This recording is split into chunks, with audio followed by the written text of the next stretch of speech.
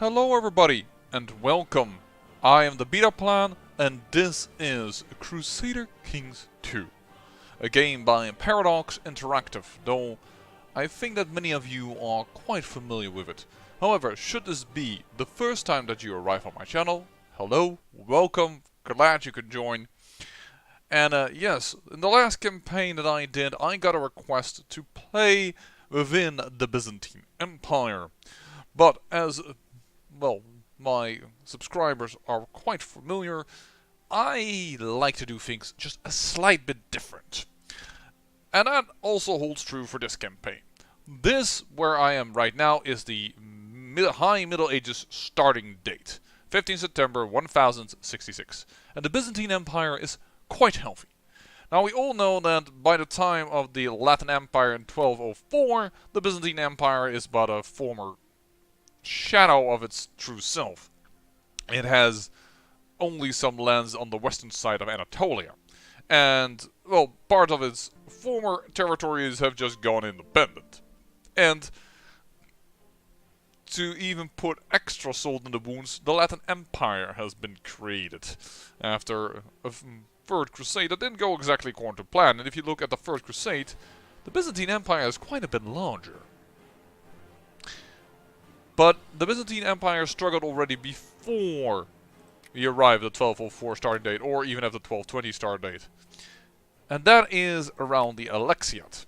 In 1081, it does have quite a bit of territory here in modern day Greece, Albania, Bulgaria, and parts of Serbia. Rum controls almost all of Western Anatolia. Almost. Just lacks this province, and it lacks in Trebizond, Trabazus. However, this is one again of those bookmark starting dates. Let's throw a little bit of a wrench in the mix. Let's lower the time frame. Let's go to January. Now, if I move one day back, something drastically will happen within this territory. Boom. Rum has not been created. The invasion of Anatolia has not been completed by the Seljuk. But here Rum is created for the very first time, separating the county of Trapezus, although it was already kind of separated, but now it's not even in the same sea tile anymore, from the rest of the Byzantine Empire. And therefore we are going to play as the House Gavras. Though I could change it, I'm not going to do that this time. This time, we're not going to make a very strong character in the beginning. We're just going to go with whatever we get from the game. This is Rum is over here, and you may think, well, but now the Byzantine Empire is quite strong versus Rum. Yes, that's very true, but its natural allies are the Seljuk, as you will notice in a moment. After all, they are of the same dynasty. Having said that, the Byzantine Empire is the current Byzantine Emperor, my liege, is married to the sister of the king of Georgia. So, we also have some natural allies. Still, I think that the Byzantine Empire is in quite a bit of a pickle. Furthermore, in 1077, England has territories in France quite strongly because of, well, the Duke of Normandy and what have you not. And, well, the Catholic kingdoms over here are currently united. Aragon exists even as well. So those are quite some interesting things that we can see during this campaign, and this is where we're going to start. Just let's go. Play. I'm going to load up the rules that I've created for this campaign. What is different from the normal rules? Well, I like to have de jure drift restricted, only if it borders it. And I have adventurers on rare because I find them a little silly. More or less everything else is per default. I may have changed one or two rules here, but nothing major that would, well, make this a completely different experience than the vanilla settings of CK2. So let's start the game. Yeah, so this is a little bit shorter than some of my loyal viewers may suspect from me, but I've had some well, comments that people would like to see a little bit more action in the beginning, and found it a little bit off-putting about how much I talked. Now we have Antitoch over here, which is a large Antitoch, by the way. That's kind of interesting to note, because when you load up the save, this looks like this is part of the Seljuk, but it isn't. Now, in order to show you that I was not kidding, this is the Seljuk Sultanate. For some reason, that's only considered a kingdom. I really don't know why, because... Well, I actually do know, because they lack this part of Persia. But yeah, these are the Seljuk. And this dynasty of Rum, yeah, that's also the Seljuk. Interestingly enough, these Seljuks over here, this dynasty of that's the Seljuk Sultanate, Seljuk, and then you end up here with the Seljuk Sultanate. This line is the Rum Sultanate, so that's quite a bit of ways from one another. Nonetheless, they are of the same dynasty and natural allies. Also, the Ghaznavid is currently pretty strong over here. And the Ghaznavid is being the Turkish invaders of India and Afghanistan, those territories. Thank you. For a moment I couldn't remember anymore what the Altaic culture was that they were part of. But yeah, in that sense they are currently, because they are still Turkish I believe, yep, the cultural allies of the Seljuk and Rum. So this power base goes quite a bit way back. And considering that Muslims tend to marry a lot into one another, considering they have to have 4 wives, they tend to end up being natural allies. Now here we have some Turkish nomads, which are also Muslim, but they're Turkish nomads, so you also have a chance that these guys will be involved. And then we have Kumania on top, which are luckily Tengri people, so these should not be a natural ally to all that is our direct opponent. Here is Georgia. As said, Georgia is the sister of the king of Georgia is married to the current emperor. They already have a child who's been born in purple, so he is the natural heir to the emperor, but he's currently only 3. We currently have Agnatic prima congenitor, so the next emperor has been decided upon already. Now, my wife unfortunately has died, and she was the sister of the Duke of Alania, who's also Orthodox by the way, but for some reason she never got a claim. Probably her father, let me see, in 68 he died, and she died 75, then there's no reason why she should not have a claim on it, but she doesn't. Then again, she died again, and the claim could have been just simply too weak to be inherited by my children. My children, who is curious, fuzzy, greedy, and honest. Fuzzy can lead to paranoid, which means that the bonus of honest doesn't really work. And honesty bonus to diplomacy is a little bit countered by the greediness, or actually completely countered out. That's not the best of sons, to be honest. By the way, I'm so sorry, but this shield is going to change. He's not special enough. Unfortunately, you can't really get the really special shields, and what I mean by that is that if we look at the history of this duchy, I like this shield a lot better. Of Agrigos, and this shield, I can't adjust it anymore, so I don't know which number that exactly is, but also, why in the Orthodox shields, by the way, are the French lilies paradox. France, and the French have never been Orthodox. Why in the heck is the French lily among the Orthodox shields?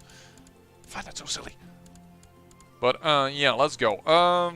We could actually go for, perhaps, this. But it feels more Western European type of defensive. Oh, I'll probably go for that one. Anything else interesting here? That's... I do like lions and stuff like that, but those are the Polish eagles. By the way, yeah, let's look at when is the 2-color. Yeah, these are the 2-color ones, so we do want to go down here actually. And then we want that cross again, if possible. Now that looks already a little bit more interesting. Something with a cross still possible. That have crosses, but oh, these shields are boring. Not what we want right now. Though we can, of course, always put an extra print on it. What the heck? These are new. Oh, there might be Orthodox focused. Interesting. Hey, a rose. I'm gonna use a rose because I've never used that before. Trebizond. You're gonna use a white rose. You're going to use that on... let's see here. Oh, I do like that color. So, we're gonna go with this. And yes, I know you're waiting, but come on. This is our shield. This is an important factor. If you do not understand that, then by golly gee good sir, we need to have a conversation. And perhaps we should just go like this. Let me know in the comments. Currently, we're gonna go with this. This is going to be our house's shield. The Rose of Gavras. So, we could use a wife. I would love to use a wife. I could marry into one of the princesses of Hungary. Would definitely give me a lot of prestige, and she's definitely not bad with her Grey Eminency. Another thing I know, by the way, is also of Godwin, the Anglo-Saxon girl. Princess, of course, the former princess, as the Normandy is currently here, William the Conqueror. This being the one of Godwin's and then being her as an available candidate to marry, but not interested in that. What is also possible is to go via Kiev. Kiev has, where is he? This man. And he has a daughter that's also unmarried, the Rurikids. And she is Orthodox, so that will work out just fine because, well, the Arpats are actually Catholic. And that does give me an ally that's closer by, I think, if I would marry her. And he has many, many claims that she will get all inheritances to. If I will get him as an ally. That's Gaelic and Volhynia. Oh, that's like the weaker one of the two. A chance to inherit. We're gonna go with this. This is a chance to inherit it, though the chance of it is abysmally low. We're going to go yes. By the way, what about our own character?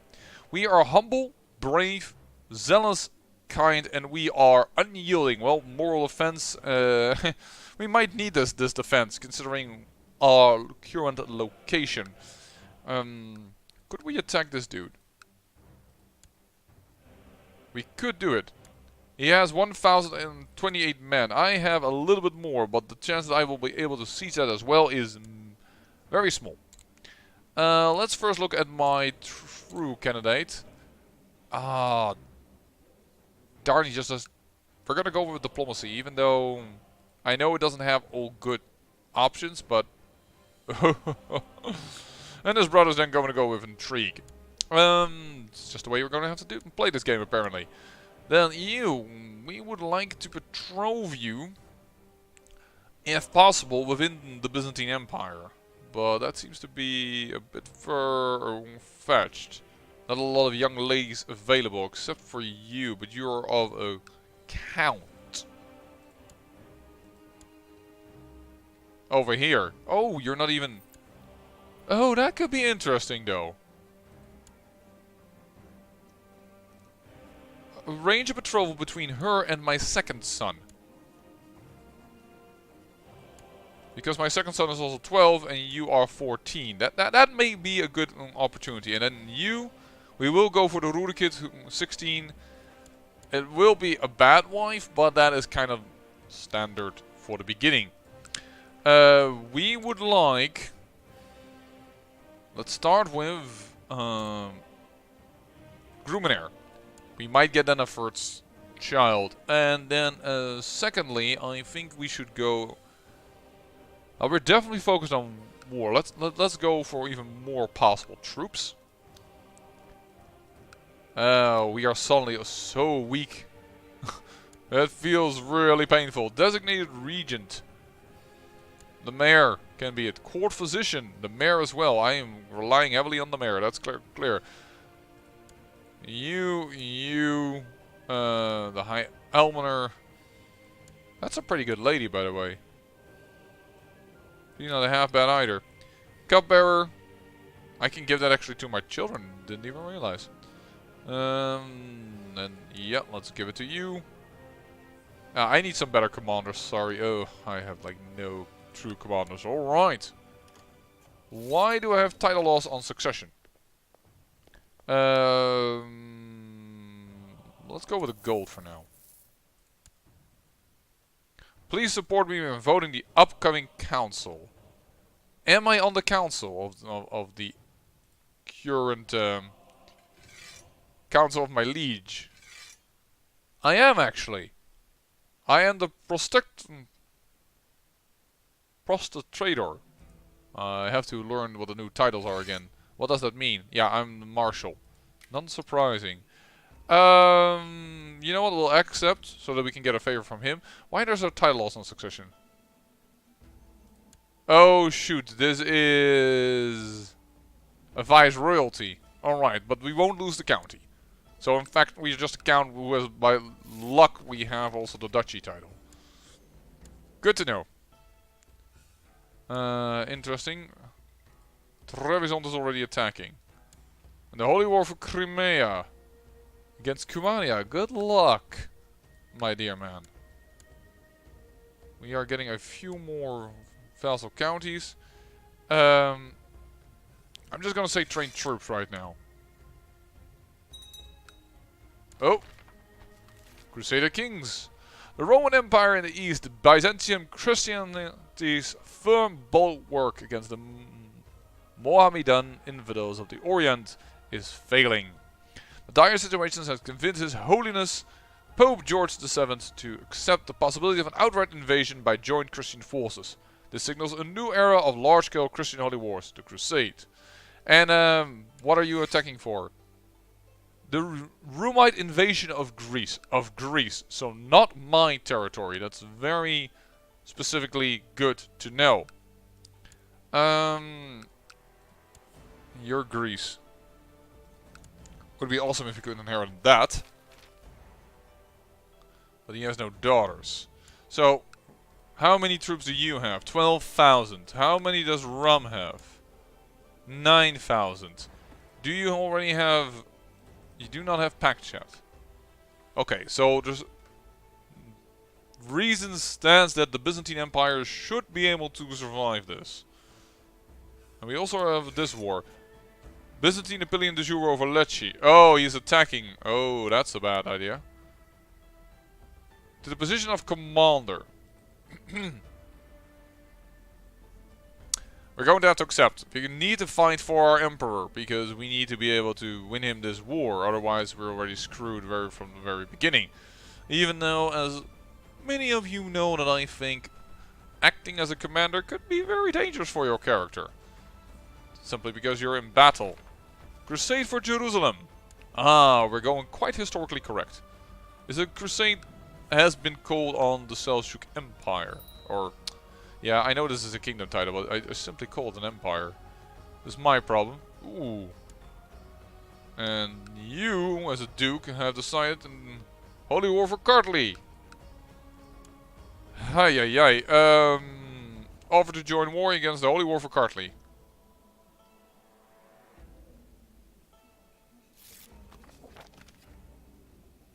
Ah, he's over here. Yeah, so we could help him out. And I could say attack... I can't attack you because we're already defending. Yeah, this is not going to be easy. Alright.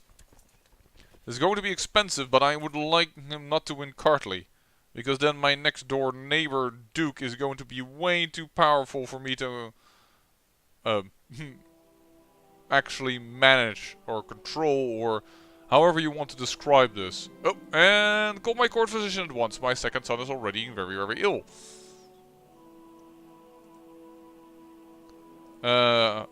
Darling wife, you feel you are a little bit This is a lot of my money, but we asked for money for the marriage, so you know what? We'll do that in order to get her to become Orthodox.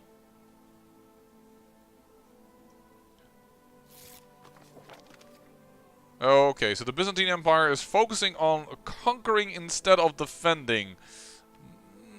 I do not approve. This is the problem why you may have to see me start a few times anew, because if the AI does very stupid and all of Greece is being invaded and we lose it, we are deep down the doo-doo. Ooh, that's a bad one.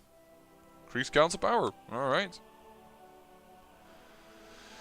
We are currently aiding this man in doing all that we can. A young artist is working on what is clearly a divine inspired icon depicting Saint Peter. He needs sponsorship to finish it so we can place it in our chapel.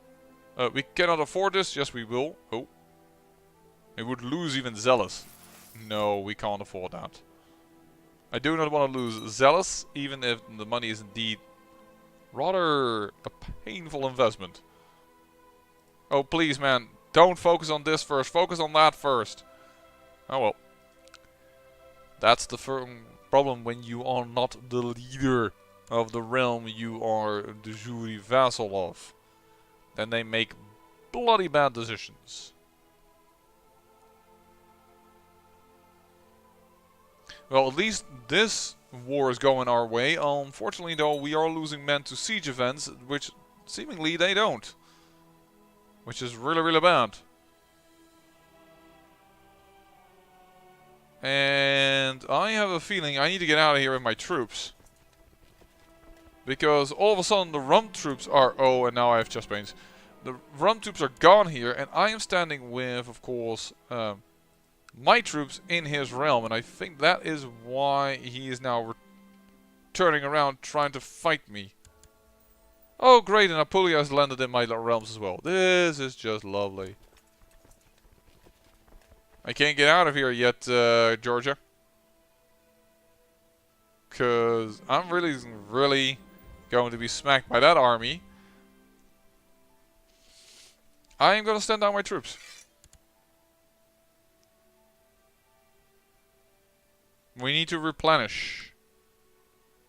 Currently we own only...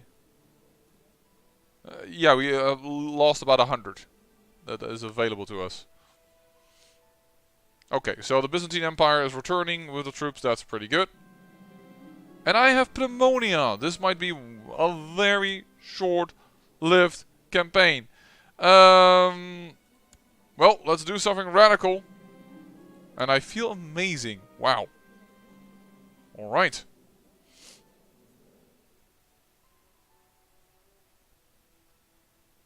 Where is Rum? Defending against in the Dacian Holy War for... Oh, Dacia is attacking. That is what's giving them... pulling them back. Alright. Interesting. Interesting for sure. I currently am unyielding. I could lead in the center. And I would only have beneficial things that work well. Flanking also works, of course. But let's go for the center.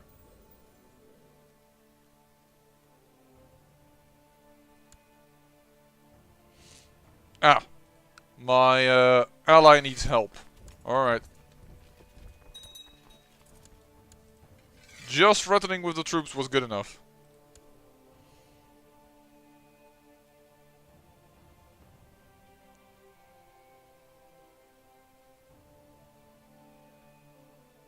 And it should be easier to de-siege this than him sieging that.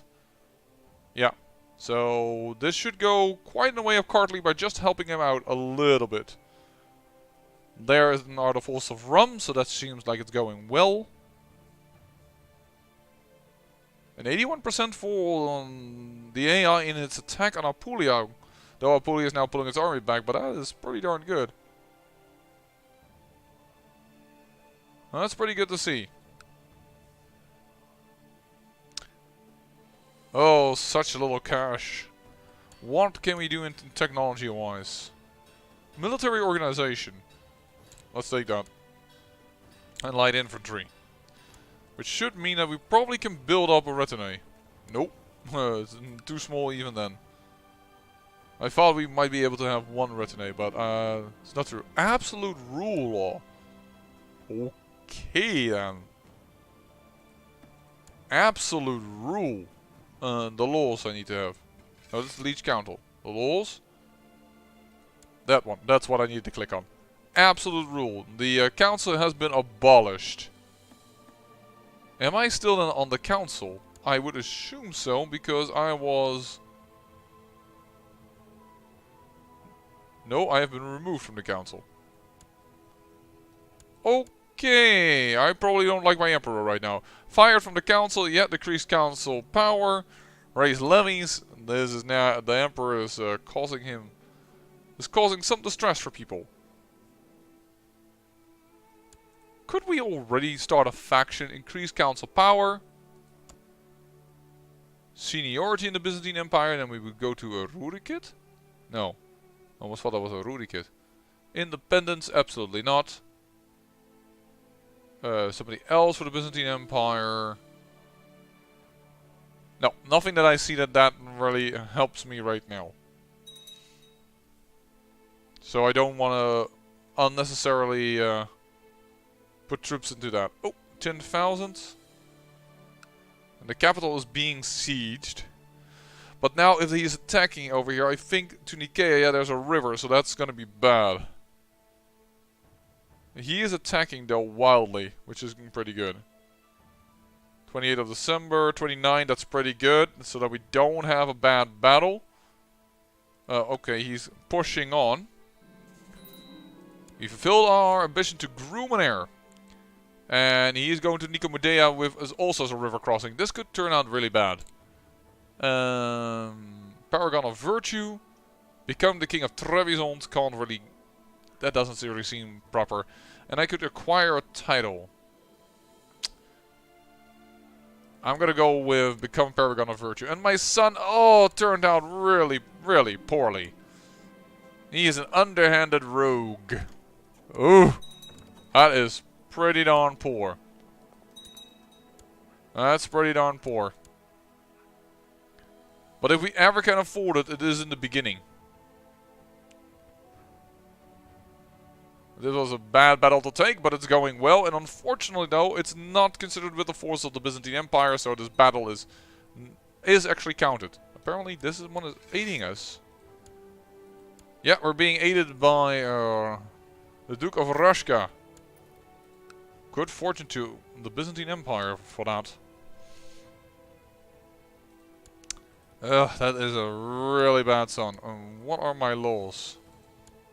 Can I change something of this? Succession laws.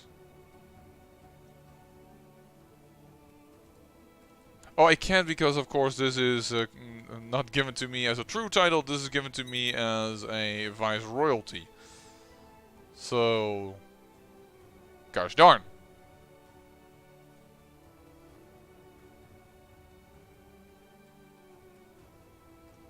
Figuring out... Yep. Besieging this, that's good. And then there's a Corinthian peasant revolt. Should be okay. The Apulia war should be fine. I'm really disappointed in my son's education. He did become shrewd though, so I mean... And he's patient. He didn't really get bad traits, it's just that this one is kind of poor. The underhanded rogue one. The rest is just doing fine. Successful crusade for Jerusalem. Whoa, that was quick.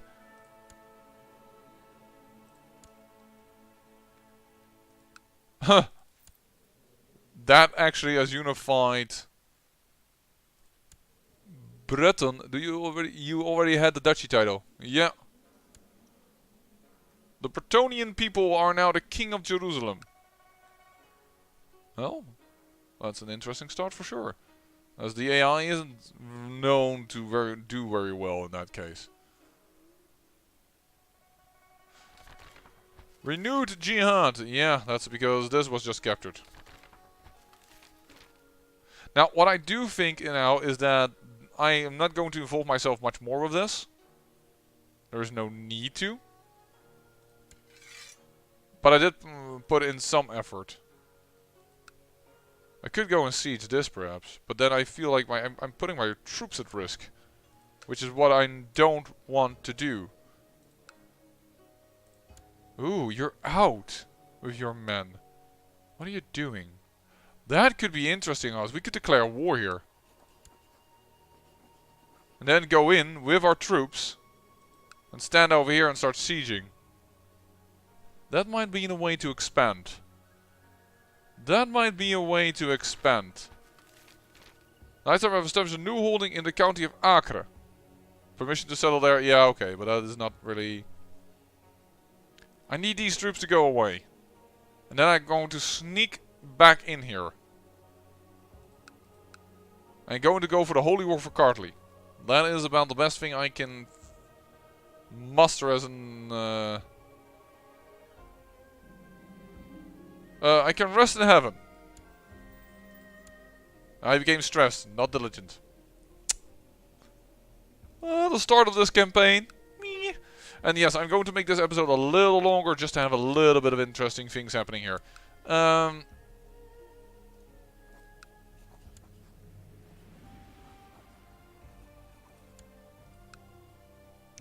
I've declared a war. Now hopefully, because we are allied, these guys are not going to come smash me and he's going to ignore that. Because if that happens, no bueno. Otherwise, this is an excellent war to wage. Because the Seljuk are slightly busy. Oh, not anymore of course, because the Jerusalem thing just ended. Oh, we'll just have to see. Oh! Son born to my son. Well done, boy. We need the best... I need to be here myself. Yeah, that's 5.3. That's a much greater decrease of the defensive capabilities of Kartli. Let's put up the speed also. I've been going very, very slow in this episode. That's also because most of the time in the beginning you really need to, well, look at what is happening and be sure that what you do is something that will be beneficial to your realm and not gonna crash it hardcore. Ooh. That's a quite big Armenian liberation revolt. Nice. And there he is, sieging me. So he's now sieging me, but I'm sieging him right now. So I have a feeling I could do this. What do you want, my emperor? Yes. I'm on the council again. Awesome. Sategos Miguel II has challenged you to a friendly game of Tiscanion at the Tiscanisterion Stadium in Kartli. This popular Byzantine game can trace its origin back to the Sassanid Persia and features two teams on horseback using sticks with nets to get a leather ball into the opposing team's goal. Will you accept the challenge? Of course! You spend a wonderful afternoon at the Tiscanisterion playing a tense game of Tiscanion that ends in a victory for your team. Your opponent and his team are magnanimous in defeat and you depart the stadium as friends. 25 prestige. By all means. I don't know why there is a loss there. Oh, but he surrenders. And with that, ladies and gentlemen, we have obtained 2 counties. And I think that is a perfect end to this episode. The Byzantine Empire is in a little bit of dire straits, but he does have an army enough to handle this. So hopefully he will. And we are currently already a little bit larger than we were before. I'm not going to give anything to my son. I think that's a bad idea, because everything will be taken away from us after this. That would be a waste. Oh, my other son has also come of age. Also not the best. I guess it will just have to do. I say I thank you for watching, and remember, great peril yields great beauty.